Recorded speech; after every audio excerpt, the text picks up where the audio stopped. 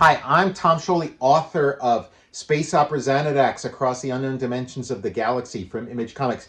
In stores now. I'm doing a signing for this book at Phantom of the Attic Comics, Oakland, on Thursday from noon to 2:30. I'll also be at West Virginia PopCon, WV PopCon, on Saturday. And I'll have copies of this if you want to check it out. I'm Matt Zeoli. You've heard of the Fantastic Four. Well, we're going to tell you about the Fabulous Five.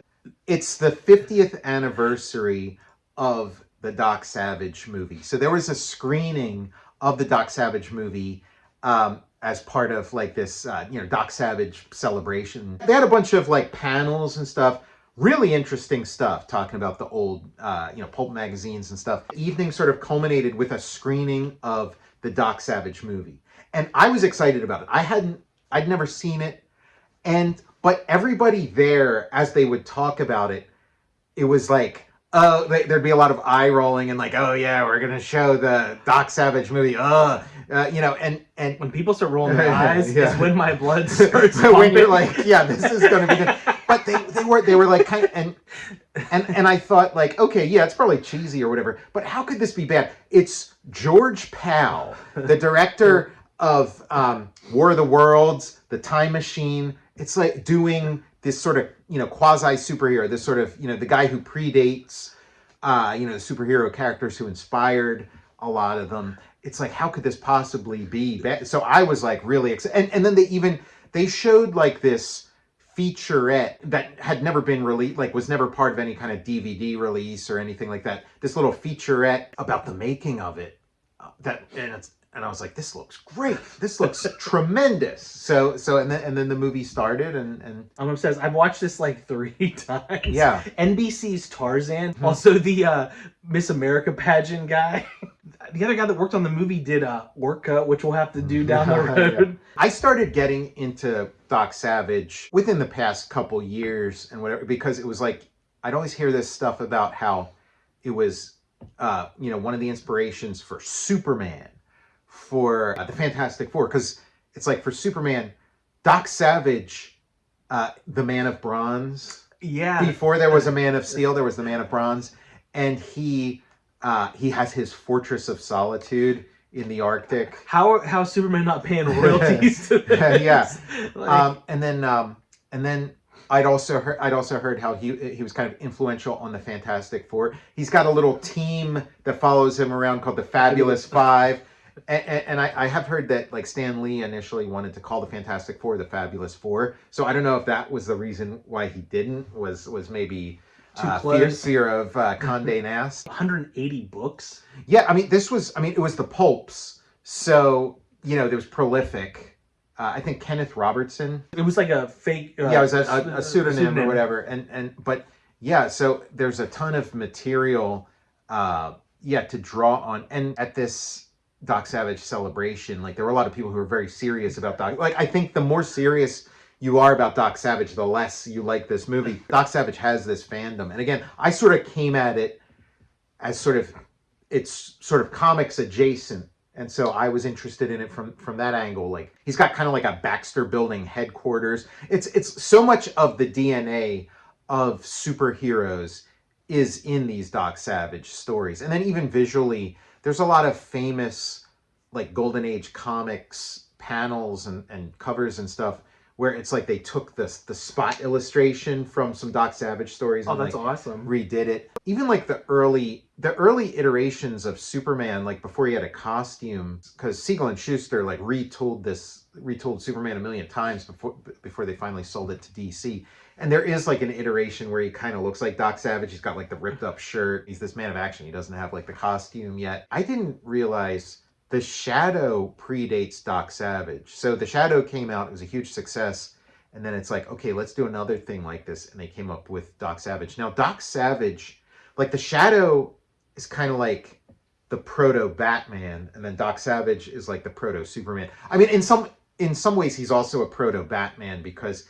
he's got this huge limitless fortune that sort of finances, and so he's got his auto gyros, his cool cars, his gadgets, all like a million gimmicks and things. So he's but like my understanding of the superhero mythology was kind of like, okay, Superman was first, this sort of like sun god, this this sort of you know daylight, Apollo or something, this sort of smiling demigod, and then Batman was the second one. Batman, his sort of dark reflection, this like creature of the underworld kind of thing. But realizing that the two things that influenced them were in the other order, that the Shadow came first and then Doc Savage was second. It's kind of like interesting. It's like that does make more sense, that the sort of more primal, dark, menacing creature of the night character was the first. He was the first one to crawl out of primordial ooze, and then this golden man of bronze was the second one. And then in comics, it just kind of went the reverse order. Batman is the more enduring of the two between Superman and Batman. Batman is the more enduring, so it's fun, but he's the more enduring because he's sort of the older archetype. You got the man who laughs too. The Joker's lurking around there as well. There's this like famous drawing of the Joker that's in like the Joker's first appearance and kind of shows up in a lot of those early comics. And it's from the Fortress of Solitude story. There's like a story where they introduce his Fortress of Solitude. It's kind of like the MacGuffin in this one story. And in that same story, there's this villain called Johnny Sunshine or something. I forget his name, but he's the villain. And it's totally that Joker drawing. Like, Bob Kane or Jerry Robinson drew the Joker for the first time. He was looking at this, Doc Savage, this drawing of the Doc Savage villain. And then in the flick, you got like, in the second half, it's like he's got the leather jacket like Indiana Jones in there. Like, yeah, I feel like a lot of people saw this Doc Savage movie. Like, a lot of people were disappointed with it or didn't like it or whatever, but I feel like a lot of people saw it and took notes. And there are some, again, like for me, it doesn't quite work. It's like kind of almost there. I do feel like you could trim this down to like a half hour and have a kick-ass half hour. Like it's got some amazing shots. Yeah, we were talking some really cool moments. But yeah, I mean, he's totally decked out in Indiana Jones, in the Indiana Jones garb. He's just missing he's just missing the fedora. John McTiernan from Die Hard, he's taking shots right out of the first half of this movie, and actors. Whenever he's getting attacked by the assassin in his building, there's shots where Bruce Willis peeking up at the C4, the cop cars on the ground, Bruce Willis sliding down the elevator shaft. When the assassin gets shot and falls off the building, it's literally Bruce Willis jumping with the fire hose. And like, John McTiernan must have seen this, loved it, and then he's like, you know what? I'm going to take the Principal Vernon right out of the movie and cast him in Die Hard. The shots look great. It does look like a modern, like, it's shot really well. Like, it's beautiful. It's got a lot of like beautiful shots. It's George Pal's last film, and I feel like, I mean, there's always these discussions. I mean, Tarantino talks about it, and then there's like this other podcast that talks about like these great directors who have their long career, and then it's like the last couple movies they make, and like what. And so this, like, I want a discussion of this movie, like in the context of George Pal's body of work. Because again, George Pal directed some of my favorite movies ever. And again, with like tons of like visual invention and stuff, which is why I had high hopes for this. I thought it was going to be like, you do get these moments of some like George Pal magic. A lot of it is early on in the movie. Like the movie starts out, it is so promising with like, like that building is so cool. The different shots of it, his apartment, all his little gadgets and stuff. The gimmick with his watch. Yeah, I feel like you could make a Doc Savage movie now and just have like every single invention that we have now, just have him being like the inventor of it back in like the 30s. Yeah. Shane Black had wrote a screenplay for a Doc Savage movie. I can't remember who was supposed to star in it or who they thought. And I would always get Doc Savage and Sergeant Rock like mixed up. Yeah, right. Yeah. It is fun. Yeah, because he does occupy this weird space. Again, yeah, he is kind of this like famous character, but up until a few years ago, I don't know that I ever read a Doc Savage anything. Like I've gotten a lot into him recently. Like I've picked up some of those like Nostalgia Press reprints that are really nice of the stories, and read a few of those. I started with the Fortress of Solitude story because that one got me off my ass. That was the one where I was like, okay, he has the Fortress of Solitude. I gotta find out more. I gotta. So that was the first one. But I've also been reading some of the. There've been a ton of Doctor Strange, or I keep wanting to call him Doctor Strange. That's the other thing. But there've been a ton of like Doc Savage comics. Doc Strange Savage. And I also wonder if like Adam Warlock, if he's kind of like a Doc Savage riff, because like sometimes when they draw Doc Savage, like they make him literally a man of bronze, and they give him like orange skin. Now, if you'll excuse me, I need to step into the spray tan. Yeah. Yeah, some of these shots are really, and it is such an Indiana Jones movie. And I guess Doc Savage had to have been like on their mind too when they're making Indiana Jones. And again, this isn't that many years prior. Like, it is funny because this movie since it's supposed to be like the 30s or whatever, like it feels older than it is, because it's like this movie's coming out in 75. So you think about all the other movies in 75, and then this one it does look, again, having George Pal direct it, it does look like a movie from the 50s or 60s. It really does. Remember when we were watching like Journey to the Center of the Earth? Yes. Like, doesn't it seem like it might have been like a double feature? Yes. It might have come out like the same year. This came out like the same month. One of the reasons why it bombed, it came out like a week before Jaws or something. Oh man, that's rough. Yeah, it doesn't look too good next to Jaws.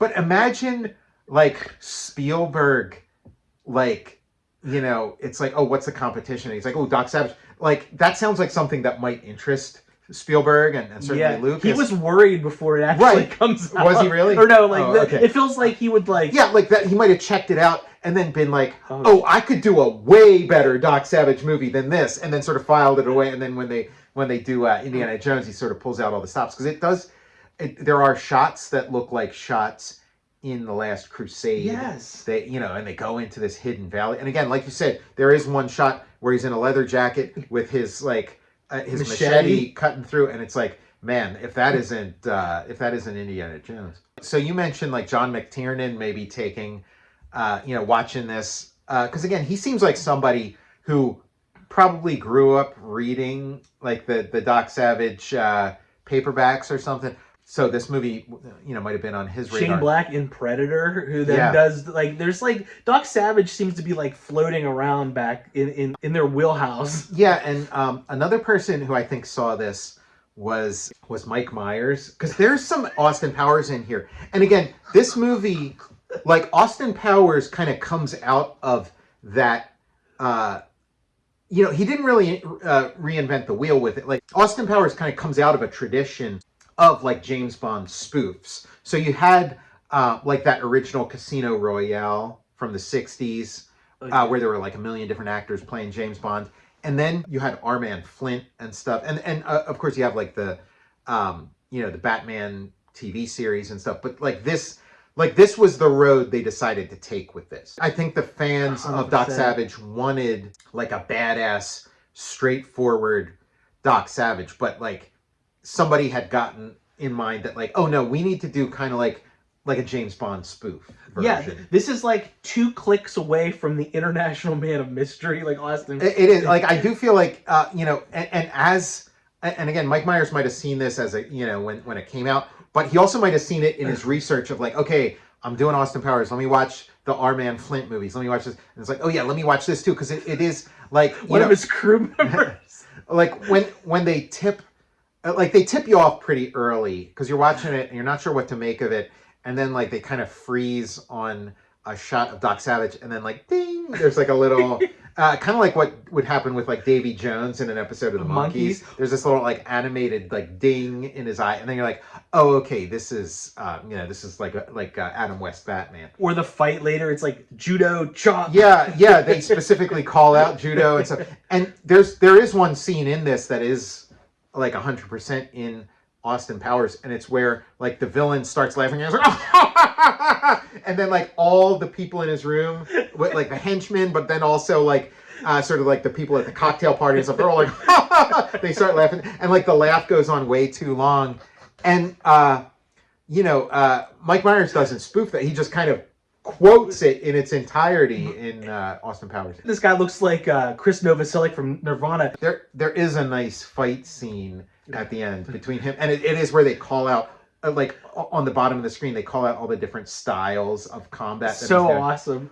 But, you know, and judo is one of them. But also remember, like, the Pink Panther movies are all coming around this time. So I think it was decided that, okay, to make a serious movie is going to take a real big budget. But if we make this one like a spoof, then the cheap effects kind of work in our favor. Yeah. I mean, oh, and the molten gold. Molten gold, what a great gimmick.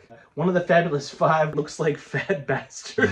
Yeah, one of the again, they're called the Fabulous Five, so we got Fantastic Four, Fabulous Five. So yeah, Doc Savage has this team, the Fabulous Five, and yeah, one of the guys looks exactly like Fat Bastard from the Austin Powers movie. So you know, I think I'd love to hear Mike Myers what he has to his say. opinions of this movie. And but then, there is a ton of like Indiana Jones kind of stuff, and then there's this like stone that they roll in front of the cave. Yeah. That I've never seen that anywhere else but Indiana Jones. Yeah, before. exactly. Yeah. Give me a break. Mm-hmm. I'm watching this and I'm like, okay, that guy, is that the principal from Breakfast Club? And it is. And then the other guy, I'm like, oh, is that Mitchell?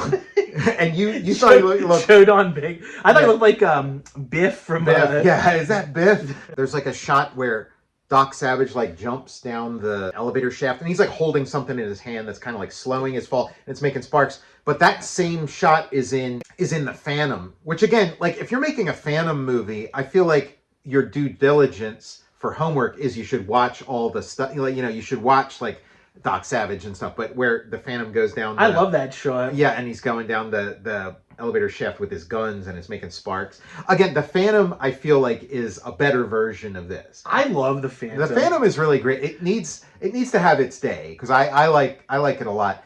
And I liked it at the time too. But yeah, because this I don't agree with the tonal choice of making it a spoof. Like there are moments where you can kind of squint and almost see what like a badass Doc Savage movie could be. Again, there have been fan edits. That was the other thing. Like they had a screening of the movie, and then the following night was a screening of like one of the fan edits, which I didn't make it out to see that, but I'd be curious to see because again, it was the same idea of just kind of trimming away some of the like really because it does. There are some very like lethargic moments in here, and part of it, and again, it's when you do camp or whatever, it's played for laughs. But one of the things is like they need moments where Doc Savage like separates from his crew and then has some adventures and then reconnects with them. But they go with him everywhere. I was about to say, it's kind of exhausting. Yeah, he's got an entourage with him. But every scene, it's like he comes in and his whole crew, and they all sit down together. And it is kind of like... The Fabulous Six is the guy that holds his dick while he pisses at the urinal. It's like the scene in The Godfather where Michael is going on a date with Apollonia and they're kind of walking down the road together, and then you see like the whole family is like walking right behind them. Like it's like he's got like all his in-law. Doc Savage, yeah, there's my brother-in-law, there's my cousin. He's one of these guys who strikes it big. He's become a rock star, and now he's got to give jobs to like every member of his family. Every guy he grew up with in his neighborhood is like a bodyguard, a manager. But he's got this entourage that is like the movie would work so much better if like those guys would kind of go away on a side mission for a while and let him, and so they're eating together. They're in the they're every room they're together. And then there's fight scenes, and I really just want to see Doc Savage fighting these guys, fighting the bad guys and maybe being outnumbered, but you can't outnumber him because he's got this giant crew with him. And then some of the guys on his crew, these sort of comic relief characters, get like better hits in they do than he does. His crew is like kicking ass, and he's kind of like getting beat up. He gets shot in the chest and stuff. Yeah. Paul Gleason's like Principal Vernon. He pulls out. He's like an electrician. He's shocking guys and stuff. We do get a fist fight with the bad guy at the end, which again, like, okay, good. Very cool. We need that. Yeah, there were plans for like a sequel. Like George Pal wanted to do a series of these, but I feel like George Pal is one of these, like, he's such an old time Hollywood guy that he just has this innate understanding that, okay, as low as the budget is on this, the next one's going to have an even lower budget, and then the one after that's going to have an even lower budget. So I found out that George Pal, he created a treatment for the sequel to this, which never got made, but then he also created a treatment for The Time Machine Part 2. So we got to track that down. Now the movie never got made, but they did publish it posthumously as a novel, The Time Machine 2. When I heard about it, I was so excited, but then I started reading about it, and it's like, oh yeah, he understood that The Time Machine 2 is going to have a way lower budget. So it's like most of it is spent during World War II in London. So the time traveler, or it's like the time traveler's son, is going to travel back in time, but then he gets stuck in London during the Blitz, and so then like the whole story takes place. So I'm like, oh, I don't want to read that. Like I want more. Like I want to see him in the, yeah, exactly. So I'm guessing the next Doc Savage was going to be even even less.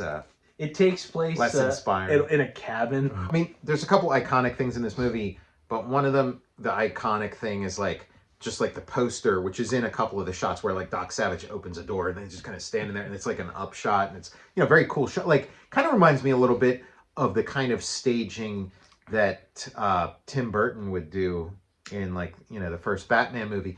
But so there's that. But then the other iconic thing is this like jump kick that he does in the air, which is pretty nice. There's like these ghost snakes, these like kind of creepy snakes that like they have to fight. That's like kind of like all through the movie.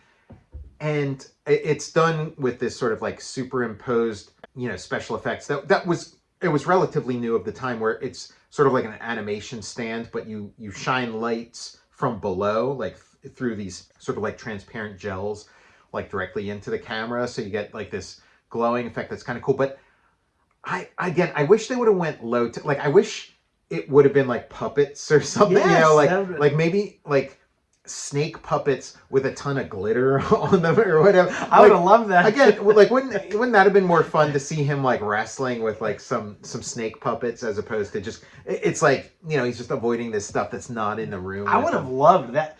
Oh, Tom, his outfit here looks like Harrison Ford's in Temple of Doom. Well, that I'd always heard that was a specific, like, Harrison Ford's ripped thing in Temple of Doom is Doc Savage, and that is the Doc Savage icon. The icon of Doc Savage is that ripped shirt, and it's ripped in a particular way. And I am curious, like, how far it goes back, because like so many people have copied that, but it also feels like it's ripped in the exact same way that the Hulk's shirt gets ripped. Yes. Now, Jack Kirby was a fan of all that kind of stuff. So much like the Hulk, it's got to be a reference to Doc Savage when the Hulk's, because that's like the first issue of the Hulk's shirt's ripped up. It looks just like the Doc Savage rip. Doc Savage, more like Doc Slippage, because he's got two nips out. And you think about it, like Doc Savage, you got Doctor Strange, you got Dr. Banner. Yes. Yeah, great gimmick, like we were saying, the molten gold. Molten gold, really great. And then it becomes the explanation for like how he's able to finance all this stuff. Like he has all this like unlimited wealth. I'm not sure what to make of this guy, because like again, it's Batman 1966, but it's this villain who sleeps in like a baby's rocking crib or whatever, this giant rocking crib. And so when he gets covered with gold at the end of the movie, is that supposed to be like you get your baby booties bronzed or something? Dude, that's good. I don't know. Again, I don't know enough about Doc Savage, but the whole Man of Bronze thing, like, is it just metaphoric, like how Superman's the Man of Steel? He's not literally made out of steel. It's like a metaphor.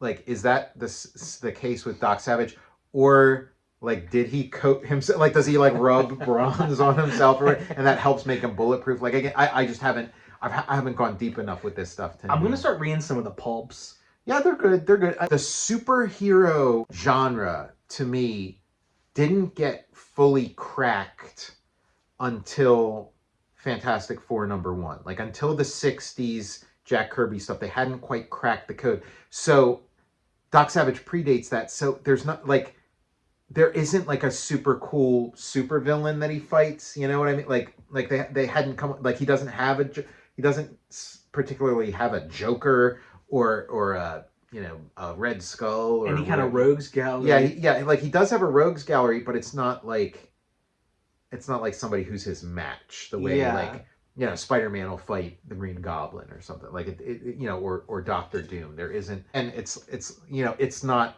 Doc Savage's fault that he predates all this cool stuff. I'm Tom Scioli, author of Space Opera Xanadax Across the Unknown Dimensions of the Galaxy from Image Comics, in stores now. I'm doing a signing for this book at Phantom of the Attic Comics, Oakland, on Thursday from noon to 2:30. I'll also be at West Virginia PopCon, WV PopCon, on Saturday, and I'll have copies of this. I'm Matt Zeoli.